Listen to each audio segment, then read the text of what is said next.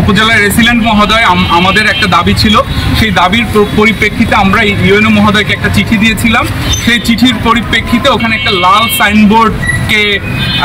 Signboard দিয়ে ওখানে যাতে কাজ না হয় নতুন করে সেইটার একটা ব্যবস্থা ইউএনও বলি আমাদের রেসিডেন্ট মহোদয়ের নির্দেশে ওখানে একটা সাইনবোর্ড আছে। এখানে স্থানীয়ভাবে হিন্দুরা আমাদের ভাই, আমরা কাঁধে কাঁধ মিলিয়ে রাজাপুরকে এগিয়ে নিয়ে যাব। কিন্তু এখানে স্পেসিফিকভাবে কিছু চক্র এই জায়গাটা দখল করার, কিছু কুচুক্তি মহল এই জায়গাটা দখল করার পায়তারা করছে। আমরা শুধু এর বিরুদ্ধে দাঁড়িয়েছি এবং ধর্মের নামে এই জায়গাটা ব্যবহার করা হচ্ছে এবং এই যে এই ব্যবহার করতে গিয়ে বিভিন্ন দমন পীড়ন তারা অতীতে করেছে। এবং এই ক্ষেত্রে যেহেতু আমরা সামাজিক এবং সোশ্যাল, আমরা মনে করছি এই ধরনের কার্যক্রম যদি বন্ধ না হয় তাহলে এই রাজাপুরের সাম্প্রদায়িক সম্প্রীতি বিনষ্ট হওয়ার একটা আশঙ্কা আছে।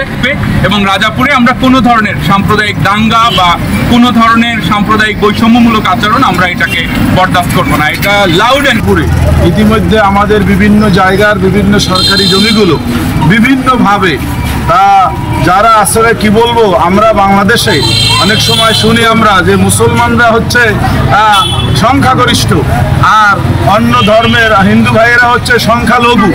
আসলে কিন্তু কাজে কর্মে আমরা দেখছি মুসলমান, ইসলাম একটি শান্তির ধর্ম হওয়ার কারণে মুসলমানদের উপরে আজকে ফিলিস্তিন যেমন হচ্ছে, আমাদের দেশেও মুসলমানরা সংখ্যাগরিষ্ঠ হওয়া সত্ত্বেও মুসলমানদেরকে বিভিন্নভাবে এই সংখ্যালঘু যারা নিজেরা দাবি করে, কিন্তু বাস্তবতা আসলে দেখা যাচ্ছে মুসলমানরাই এখন সংখ্যালঘু আর বিধর্মীরাই এখন হচ্ছে সংখ্যাগরিষ্ঠ।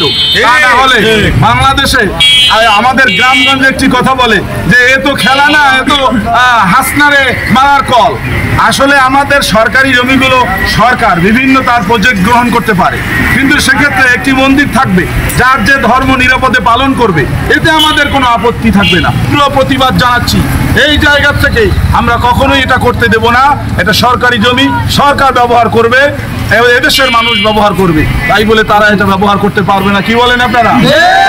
এটা কখনোই মেনে নেব না। সুতরাং আমরা শান্তিপূর্ণভাবে, আজকে শুধু এটাই নয়, যে যেখানে অন্যায়ভাবে জমি দখল করার চেষ্টা করছে তাদের সকলকে আমরা এই মেসেজটা দিচ্ছি, আপনারা নিজ নিজ জায়গায় ফিরে যান, শান্তিপূর্ণভাবে আমাদের দেশকে আমরা চালাতে চেষ্টা করি।